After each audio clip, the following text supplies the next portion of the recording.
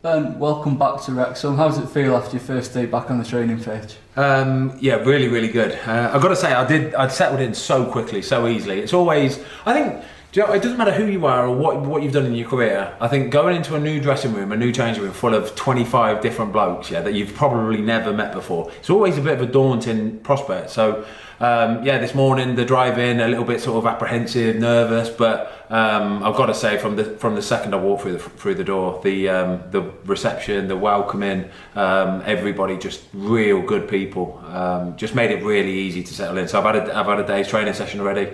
It was absolutely brilliant. Honestly, it was, like I say, I've been 9 months retired now.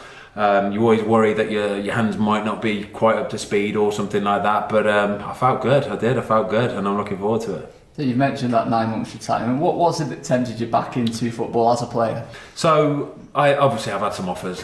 You always get offers. Honestly, you wouldn't believe how many offers. Actually, it's mad. So you get some mad, far-flung ones from all over the world. But even in the last sort of 4 or 5 weeks, I've had a few really interesting ones that have really sparked my interest to the point of going, yeah, maybe I might consider something actually.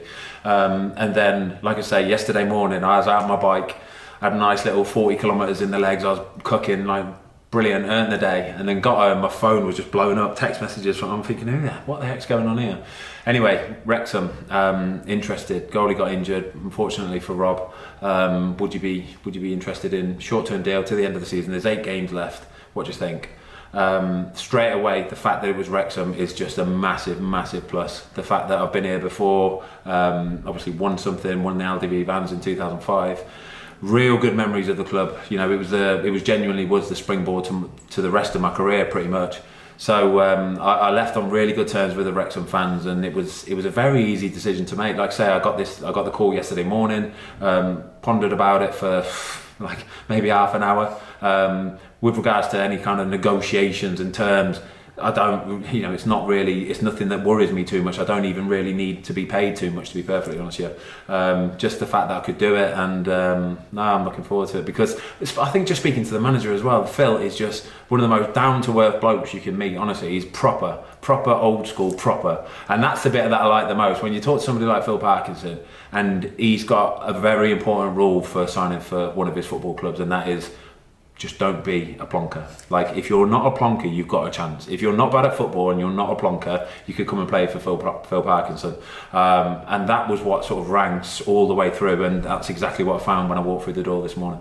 So you mentioned coming back in. It's changed a lot, obviously, in not least the last couple of years. But is there still that sort of feel as you're pulling onto the car park, sort of bringing those memories back, if you like? Yeah, it's nice. You remember all the little streets and little roads, and I'm down the motorway and I see mould, and as soon as I see mould, I think, I'm close. I've got to be close. Is that how you say it, mould? Yeah. As soon as I see it, I think, I'm close then.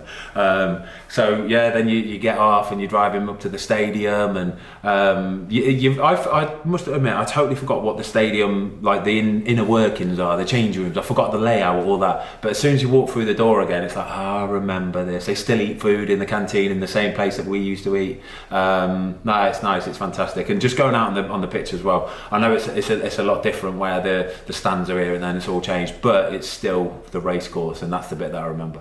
And then, what does Wrexham mean to you? As you said, having effectively launched your career from your loan spell here. Exactly that. They'll always have a special place in my heart. I was moving house last Thursday actually.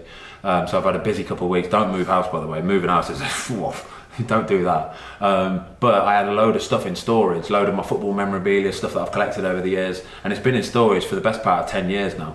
Until we moved into a bigger house where we've got the room for it. So they basically re-delivered everything to the house. I'm unpacking all sorts of stuff and framed pictures of shirts and this and that.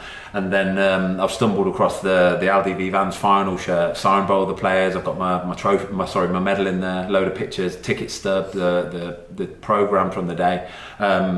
And it's just nice. As soon as I see that, I just think, oh yeah, that's class. So I'll get a picture for you guys. You can see it, but it looks lovely. And we're even just reminiscing with some people that remember that team and some of the players in the team. That was my start of my career. That was what gave me the springboard for the rest of my career. And so, what are your memories of that first spell here, especially the final down in Cardiff? Yeah, the first game was against Hereford in the LDV Vans, away at Hereford. And Hereford, actually, I remember because Hereford's not actually too far from where I live. I'm Midlands based anyway, so Hereford isn't a million miles away. And I never really got a chance to go and train with the lads too much. I think I had one training session maybe before the game, and manager Dennis Smith was like, listen, the game's tomorrow night, but you can go home and then just meet us at the stadium if you want. And I remember that way thinking, God, it's like he trusted me to just go and meet the lads, do you know what I mean? It's like, but that's how it was, and it's still that same way now, where it's just a real down-to-earth club, like a proper club. He trusted me, and that's the bit that made me feel like a proper first-team player, an important first-team player, part of the team. And that's something I've never felt before. As a 20-year-old, I've never felt it before. So that was my very first taste of not only first-team football, but being and feeling an integral member of a team. Now, right back up to the modern day, how do you approach these final 8 games on a personal level? Oh, personally, it's business as usual. Genuinely is. For me, always the best part of being a footballer is that 3 o'clock kickoff. As soon as that whistle blows on a 3 o'clock, that's when you get all the adrenaline and the buzz and the bits. That's when you can do stuff that you can't normally do. You can't do it on the training pitch. You can't replicate that feeling. And that's, for me, that's a bit that I've always just found really easy to just go into autopilot mode. And I think if you're in autopilot mode, you're cooking. So yeah, I had my first training session today. My hands felt fine, to be honest with you. I felt I was diving around all good. I'll probably say something different when I wake up tomorrow morning. I'm peeling myself off the bed sheets, but no, it felt good. But yeah, like I said, the last 8 games, it's very much just try and not rock the boat too much. Just keep it steady, keep it going, and if we can get a nice little run together before the Notts County game, and then put it to bed by beating them as well, then we're cooking. Thanks very much, Ben. Cheers. Pleasure.